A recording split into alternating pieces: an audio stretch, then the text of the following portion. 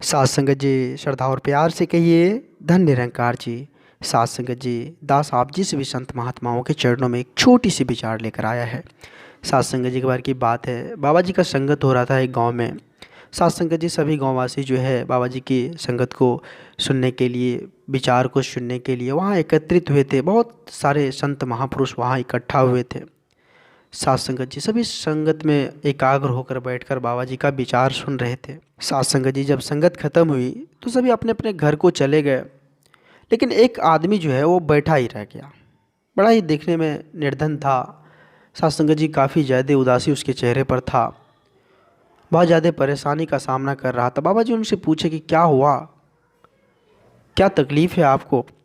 तो सात संगत जी वो बाबा जी के चरणों में जाकर गिर पड़े और बोले कि हुजूर, हम बहुत परेशान रहते हैं, बहुत ज़्यादा परेशानियों का सामना करना पड़ता है। कभी कभी तो ऐसा होता है जो हमारे घर में जो बच्चे, छोटे छोटे बच्चे हैं, वो रो रो कर सो जाते हैं, उसको खाना नहीं दे पाते हैं। इतना बुरा हाल है। बहुत ही अर्थव्यवस्था मेरा कमज़ोर है, आर्थिक स्थिति बहुत ही कमज़ोर है बाबा जी। कोई काम धाम नहीं मिलता जो ढंग का काम करके हम अपने परिवार का भरण पोषण करें। बहुत ज़्यादा चिंतित हूँ मैं। आप मुझ पर रहम कीजिए, कृपा कीजिए ताकि मेरी स्थिति व्यवस्था ठीक हो जाए। बाबा जी बोले ठीक है, कोई बात नहीं, तुम बैठो। सात्संग बाबा जी कलम से एक पेज पर लिखकर और उसको कपड़े में, छोटे से कपड़े में बांध कर उसको दे दिए और बोले तुम जो है प्रभु परमात्मा की भक्ति करते हुए काम करो। मन को शांत रख के ईमानदारी और नेकी के साथ जो भी काम करते हो करो।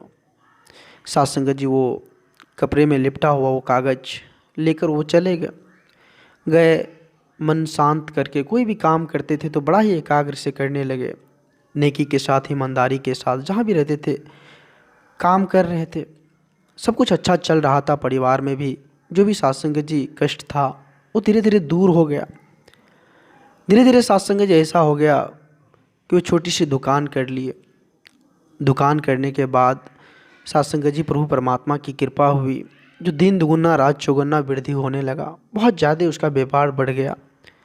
अब तो सत्संग जी धन दौलत जो भी था उसका कोई उसको कमी ही नहीं था, किसी चीज़ का उसको कमी नहीं था।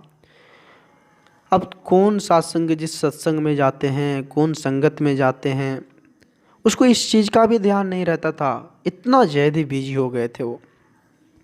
जब अपार संपत्ति का मालिक जब बन गए तो सत्संग जी एक दिन उन्होंने सोचा कि आखिर बाबा जी हमको वो क्या दे दिए थे, आज खोल कर देखते हैं उसमें क्या लिखा हुआ था।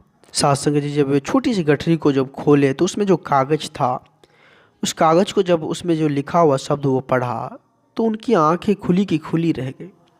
उसमें लिखा हुआ था सत्संग जी, जब आपके पास धन दौलत हो जाए तो आप उसके बारे में ज़रूर सोचिएगा जिसके घर में छोटे बच्चे रो कर भूखे सो जाते हैं, उसके बारे में आप ज़रूर सोचिएगा।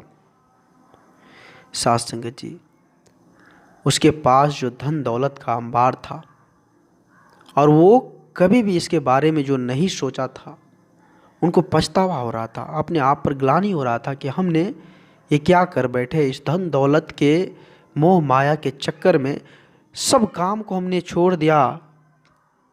नेकी का जो काम करना था वो हमने छोड़ दिया, पीछे रह गया हम। अब हमें शायद माफ़ करेगा या नहीं परमात्मा। सत्संग जी वे दौरे दौरे महात्मा जी के पास आए और महात्मा जी के चरणों में गिर गए कि महात्मन मुझे माफ़ कर दीजिए, मैंने बहुत बड़ी गलती की कि इस लोभ मोह माया के चक्कर में पड़कर इस नेकी को भूल गए, ईमानदारी को भूल गए, सत्संग भजन को भूल गए। आप हमें माफ़ कर दो।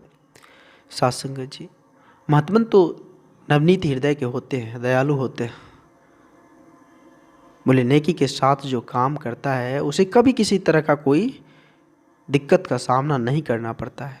जो सत्पुरुष होते हैं, जो सच्चे दिल से होते हैं, वे सभी से एकाग्र होकर प्रेम पूर्वक और ईमानदारी के साथ कोई भी काम करते हैं तो वो दूसरों के बारे में ही सोचते हैं कि दूसरों का भला हो, दूसरों का दिल ना दुखे, इसके बारे में ही सोचते रहते हैं वो।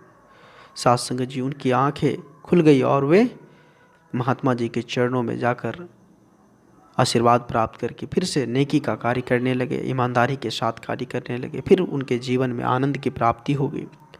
साध संगत जी, कहने का तात्पर्य है कि हम छोटी छोटी खुशियों के कारण उस दातार को भूल जाते हैं, जो सारे सुख के दाता हैं, जो सारे सुख के साधन हैं, उसको ही भूल जाते हैं। तो ऐसा नहीं हो, ऐसा गलती नहीं हो, क्योंकि यह मनुष्य तन बड़े ही भाग्य से हमको मिला है। इसलिए नेकी के साथ, ईमानदारी के साथ, सेवा, सत्संग, सिमरन से जुड़े रहे। साध संगत जी, दास आप जी से भी संत महात्माओं के चरणों के धूल के समान है, और दास आप जी से भी संत महात्माओं के चरणों में छोटी छोटी कहानियाँ लेकर आते रहता है। आप जी से भी संत महात्माओं का काफ़ी लाड़ प्यार दास को मिल रहा है। आगे भी इस तरह का लाड़ प्यार दास के साथ बनाए रखना अरदास है। आप जी से भी संत महात्माओं के चरणों में अगर ज़्यादा कुछ दास बोल दिया हो तो क्षमा चाहेगा।